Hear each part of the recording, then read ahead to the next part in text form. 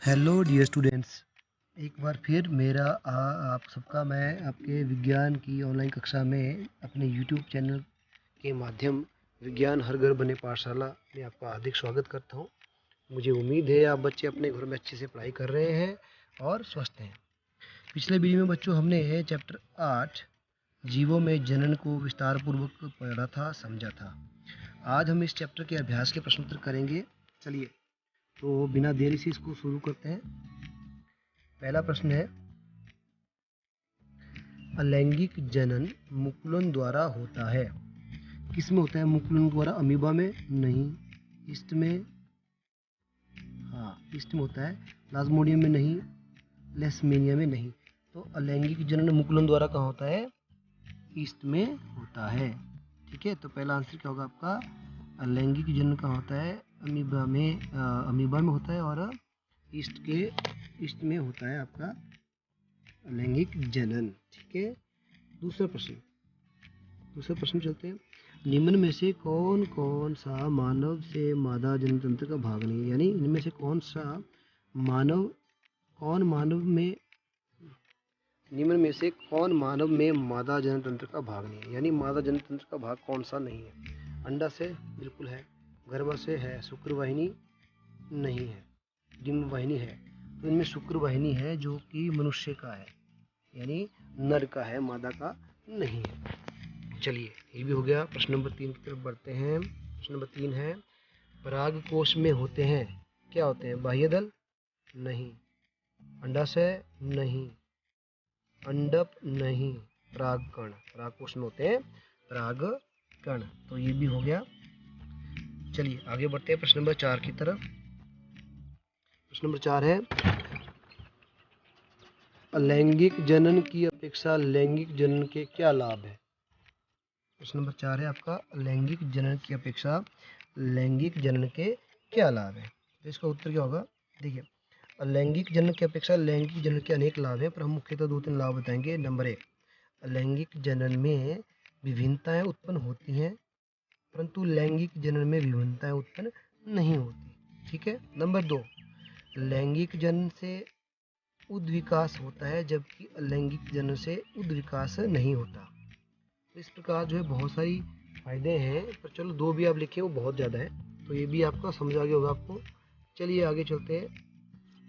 प्रश्न नंबर 5 पढ़ते हैं। तो प्रश्न नंबर 5 है, मानव में वृषण के कार्य हैं। चलिए ये देखते हैं। मैंने आपको जब चैप्टर पढ़ाया था, मैं आपको पूरी तरह सब कुछ बताया हुआ है। नंबर 1, मानव में वृषण क्या करता है? शुक्राणु उत्पन्न करता है। ठीक है। नंबर 2, यह नर जनन कोशिकाओं यानी शुक्राणु को उत्पन्न करता है। नंबर 2, यह वृषण में टेस्टोस्टेरोन हार्मोन का निर्माण होता है, जो पुरुषों में द्वितीय जनन लक्षणों की विकसित करने में उत्तरदायी होता है। ठीक है, यानी एक तो यह शुक्राणु उत्पन्न करता है, दूसरा यह टेस्टोस्टेरोन हार्मोन का निर्माण करता है, जिसके कारण क्या होता है? मनुष्यों में जनन लक्षणों को विकसित करने के लिए यह उत्तरदायी होता है। चलिए ये भी हो गया और आपको अच्छी तरह ये समझ भी आ गया होगा। चलिए आगे बढ़ते हैं प्रश्न नंबर 6 की तरफ। प्रश्न नंबर 6 है, ऋतुस्राव क्यों होता है? ठीक है, अब रजु धर्म या मासिक धर्म क्यों होता है, इसका आंसर आपको पता होना चाहिए। तो ये भी मैंने जब पढ़ाया था आपको तब समझाया था ऋतुस्राव क्यों होता है।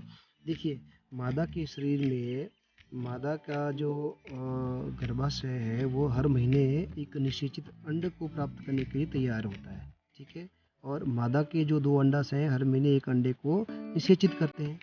तो जब निषेचन नहीं होता, निषेचन का मतलब जब शुक्राणु नहीं मिलता जिसके कारण वो अंडा और शुक्राणु मिलकर युग्मक बनाए, तो यह निषेचित नहीं होता और यह फिर बाहर आ जाता है। तो उस समय क्या होता है, जब अंडा निषेचित नहीं होता तो मादा का जो गर्भाशय है उसके अंदर की वाल का जो वो टूट जाती है दीवार, और परत जो भित्ति वो टूट जाती है, और वह खून और म्यूकस के रूप में गर्भाशय से बाहर योनि मार्ग से बाहर आ जाती है।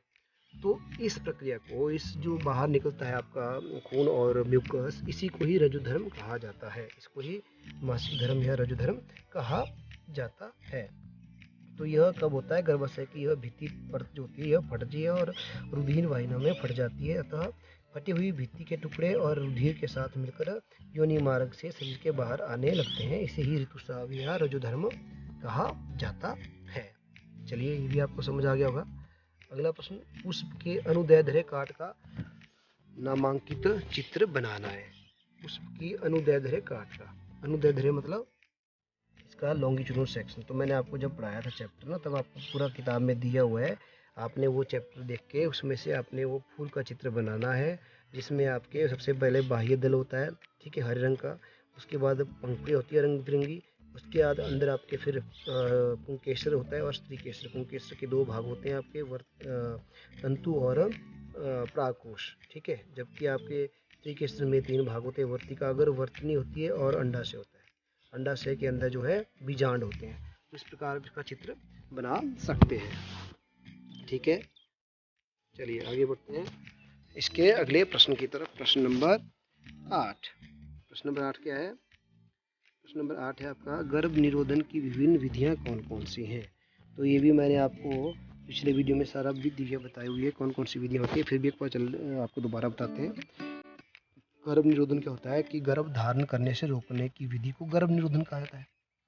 इसकी निम्न विधियां हैं। नंबर 1 इसकी है,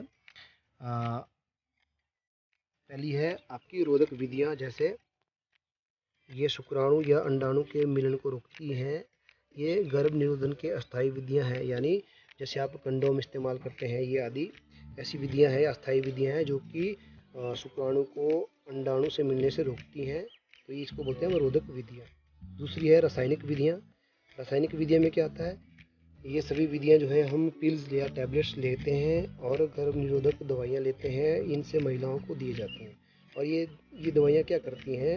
ये हार्मोन में परिवर्तन लाती हैं और अंडे को अंडाशयों से अंडाणु मुक्त होने से रोकती है, यानी अंडाशयों से अंडाणु निकलने से रोक देती है। और इन गोलियों के साइड इफेक्ट भी बहुत होते हैं, ठीक है, इसलिए इनका उपयोग कम से कम या डॉक्टरी सलाह पे करना चाहिए। इसके बाद तीसरी विधि होती है आपकी शल्य चिकित्सा, यानी सर्जरी। तो इसके अंदर क्या होता है? शल्य चिकित्सा में क्या किया जाता है कि मनुष्य की जो शुक्राणु वाहिनी यानी शुक्र वाहिनी होती है, नाड़ी, उसको ही रोक दिया जाता है बीच से, ताकि शुक्राणु जो है बाहर ही ना निकले और अंडाणु से ना मिल सके। तो शुक्राणु बीच में रोक दी जाती है, इसको बोलते हैं हम शल्य चिकित्सा। और यह दोनों मनुष्यों में भी और मादाओं में भी किया जाता है। तो नर और मादाओं में, नरों में शुक्र वाहिनी की शल्य क्रिया करके इसको बंद कर दिया जाता है, ठीक है। तो नरों की शल्य चिकित्सा को बोला जाता है पुरुष नसबंदी, यानी वासक्टोमी। और मादाओं में जब ये करनी होती है तो मादाओं में डिम्ब वाहिनी, जो अंडे को ले जाती हैं, डिम्ब वाहिनी बोलते हैं उसको, उनको ही रोक दिया जाता है। तो इस प्रक्रिया द्वारा डिम्ब वाहिनी से अंडाणु आगे नहीं निकलते और निषेचन नहीं हो पाता। तो मादाओं में इस शल्य प्रक्रिया से डिम्ब वाहिनी को बंद करने की कहा जाता है ट्यूबिक्टोमी। और मादाओं में ट्यूबिक्टोमी और वासक्टोमी होती है पुरुषों में, ठीक है। तो ये थी आपकी गर्भ निरोधक विधियां। चलिए आगे बढ़ते हैं प्रश्न नंबर 9 की तरफ। प्रश्न नंबर 9 है आपका, एक कोशिकी एवं बहुकोशिकीय जीवों की जनन पद्धति में क्या अंतर है? तो जब मैंने आपको चैप्टर पढ़ाया था तब आपको मैंने डिटेल में बताइए। देखिए, एक कोशिकीय जनन पद्धति, इसमें क्या होता है? एक कोशिक जीव में अलैंगिक प्रजनन ही होता है। हमेशा एक कोशिकीय जीव में अलैंगिक प्रजनन होता है, लैंगिक तो हो ही नहीं पाएगा, क्योंकि लैंगिक में 2 जीव चाहिए। तो यहाँ पे तो एक कोशिक है, तो एक कोशिक में हमेशा अलैंगिक जनन ही होगा। नंबर 2, एक कोशिकीय जीवधारियों में प्रजनन अंग अनुपस्थित होता है, यानी एक कोशिकीय जीव में जो जनन होता है वो अंग प्रस्तुत होता है, यानी किसी भी भाग से, किसी भी अंग से, किसी भी शरीर के भाग से वह होता है।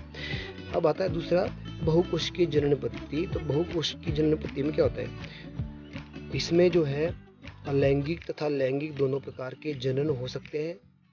इसमें 2 जो है जनक होते हैं। नंबर 2, बहुकोशिकीय जीवधारियों में प्रजनन अंगों में उपस्थित होते हैं, यानी बहुकोशिकीय जीवधारियों में प्रजनन अंगों में उपस्थित होते हैं। तो ये भी हो गया आपका। चलिए आगे बढ़ते हैं प्रश्न नंबर 10 की तरफ। प्रश्न नंबर 10 क्या है? जनन किसी स्पीशीज की समष्टि के स्थायित्व में किस प्रकार सहायक है? यानी जनन किसी समष्टि मतलब प्रजाति के स्थायित्व के लिए किस प्रकार सहायक है? तो इसका उत्तर सिंपल है। देखिए, जनन क्रिया में एक गुणसूत्र 2 क्रोमेटिड्स में विभाजित हो जाता है। ठीक है, जनन प्रक्रिया में आपको पता ही है, जब एक गुणसूत्र मिलता है तो वो 2 में डिवाइड होता है, जो देखने में समान होते हैं, परंतु इनमें कुछ असमानताएं डीएनए की प्रतिकृति की वजह से होती हैं। यानी जब जनन होता है तो इसमें एक जो क्रोमोजोम है, क्रोमेटिड्स है, गुणसूत्र है, जो 2 क्रोमेटिड्स, एक क्रोमोजोम 2 क्रोमेटिड्स में डिवाइड हो जाता है। ठीक है, जो देखने में समान होते हैं, परंतु इनमें डीएनए की प्रतिकृति की वजह से थोड़ी भिन्नताएं होती हैं। अतः स्पीशीज की भिन्नताएं भी बनी रहती है और स्थायित्व प्रदान करती हैं। तो ये भी आपको समझ आ गया होगा बच्चों। चलिए आगे प्रश्न जो बढ़ते हैं, प्रश्न नंबर 11। प्रश्न नंबर 11 है, गर्भ निरोधक युक्तियां अपनाने के क्या कारण हो सकते हैं। अभी इनको अपनाने के क्या क्या कारण होंगे आपको मैंने बताया है, फिर भी बताता हूँ। देखिए, गर्भ निरोधक युक्तियां अपनाने के कारण क्या हो सकते हैं। नंबर 1, एक तो बच्चों की संख्या में गैप देना। नंबर 2, परिवार की संख्या को कम करना।